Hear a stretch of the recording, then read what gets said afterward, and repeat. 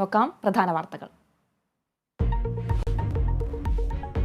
ബ്രഹ്മപുരം തീപിടുത്തത്തിൽ ഹൈക്കോടതി സ്വമേധയാ കേസെടുത്തു. നടപടി ജസ്റ്റിസ് ദേവൻ രാമചന്ദ്രന്റെ കത്തിന്റെ അടിസ്ഥാനത്തിൽ.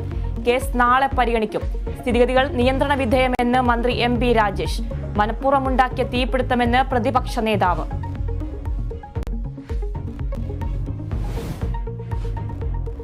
മാധ്യമ സ്വാതന്ത്ര്യത്തിനുമേലുള്ള കടന്നുകയറ്റം നിയമസഭയിൽ ഉന്നയിച്ച് പ്രതിപക്ഷം.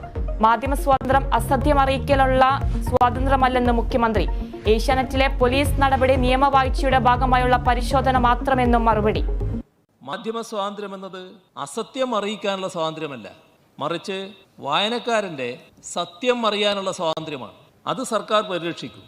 മാധ്യമ സ്വാതന്ത്ര്യത്തിൽ നിന്ന് ധാർമ്മികത ചോർത്തിക്കളയുന്നതിനെതിരെയാണ് സ്വാഭാവികമായും ഉത്കണ്ഠ പ്രകടിപ്പിക്കേണ്ടത്.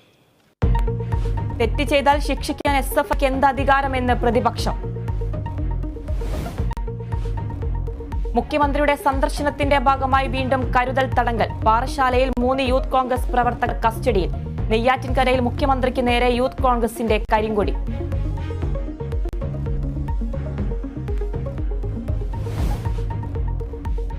ഡൽഹി മദ്യനയ അഴിമതി കേസിൽ മനീഷ് സിസോദിയെ 2 ആഴ്ച ജുഡീഷ്യൽ കസ്റ്റഡിയിൽ വിട്ടു. കസ്റ്റഡി കാലാവധി മാർച്ച് 20 വരെ.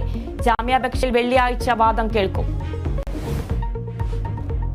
കോഴിക്കോട് സ്വകാര്യ ആശുപത്രിയിൽ ഡോക്ടറെ മർദ്ദിച്ചതിൽ പ്രതിഷേധം തുടരുന്നു. OP ബഹിഷ്കരിച്ച് ഡോക്ടർമാർ. അടിയന്തര നടപടി സ്വീകരിച്ചില്ലെങ്കിൽ സമരം ശക്തമാക്കുമെന്ന് IMA.